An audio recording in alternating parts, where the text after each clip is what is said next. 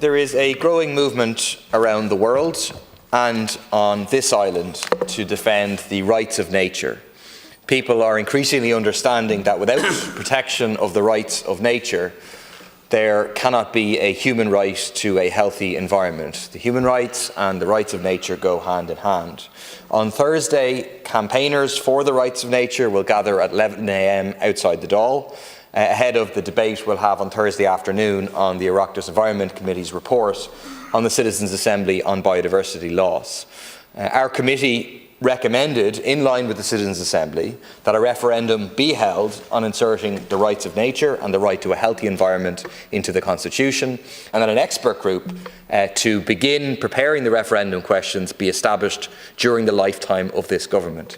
Taoiseach, do you support the holding of such a referendum? Have there been any moves to establish such an expert group? And if not, will you ensure that that is moved on? Deputy Murphy, on the rights of nature, let me firstly say I'm a supporter of the nature restoration law, and I'll be continuing to articulate that view in Europe. I'll be at the European Council this week.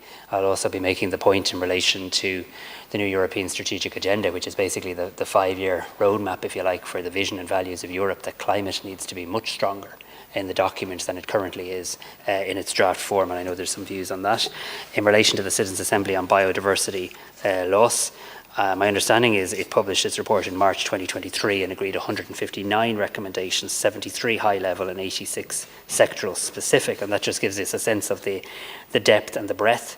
The recommendations of the Assembly were, as you say, deliberated upon by the Joint Oireachtas Committee. I believe they had a series of engagements with a load of stakeholders, including the Young People's Assembly, on biodiversity loss as well, and they published their report in December containing 86 recommendations. My note tells me that currently 93% of the recommendations of the Citizens' Assembly and 95% of the calls to action of the Children and Young People's Assembly are implemented or in progress. The in progress phrase always is a thing I think we need to watch in politics.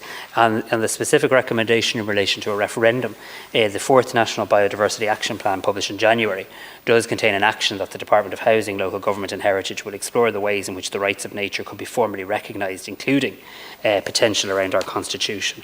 And my understanding is they're due to conclude their deliberations this year, and that will inform government's thinking.